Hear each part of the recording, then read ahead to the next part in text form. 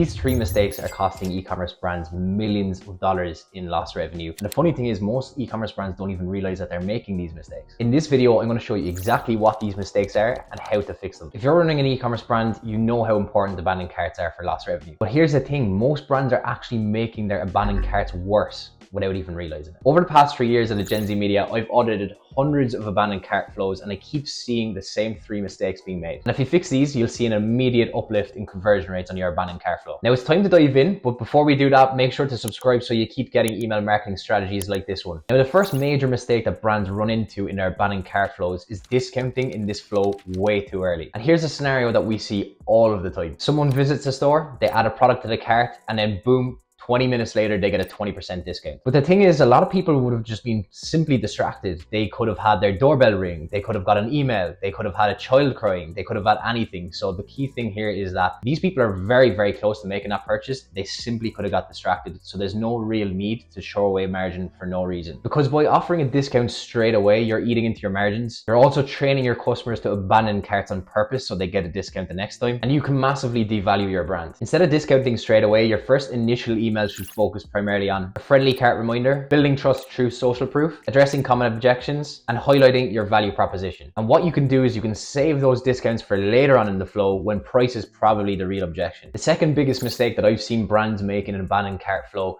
is timing. And you'd be very surprised to see a lot of top e-commerce brands getting this totally wrong. What I often see when I'm auditing accounts is that people will have a time delay of a couple of hours between when the person adds to the cart and when they get email one. Now, of course, this timing actually comes down to testing out what works best for your brand, but you have to think about it. If you abandon a cart and then you don't get an email until like 5 hours later, you probably totally forgot that you were actually on the website. So what I would recommend in terms of timing is test out a shorter time delay between when someone adds to the cart and when they receive email one, primarily in around 30 to 60 minutes. But of course, this totally depends on your own brand, but I would suggest setting up a split test here in your abandoned cart to see which timing works best. Now we're down to the third and final biggest mistake that I see in abandoned cart flows, and that comes down to simply ignoring segmentation. Now there are a number of ways in which you can segment out your abandoned cart flow, but I strongly recommend doing this because this is going to make sure you can hyper-personalize the messages that they receive rather than sending just one generic email blast to everybody on the list. So some of my favorite ways in terms of segmenting out your abandoned cart flow is number one, down to customer status. So are they a buyer or non-buyer? Secondly is doing it by cart value. So for example, if they have a cart value that's above your free shipping threshold, rather than sending them a discount later on in the flow, you can just push the fact that they have this free shipping anyway. And then thirdly, doing it by product type. So if you have a business where you have not that many SKUs, it might make sense to make product specific flows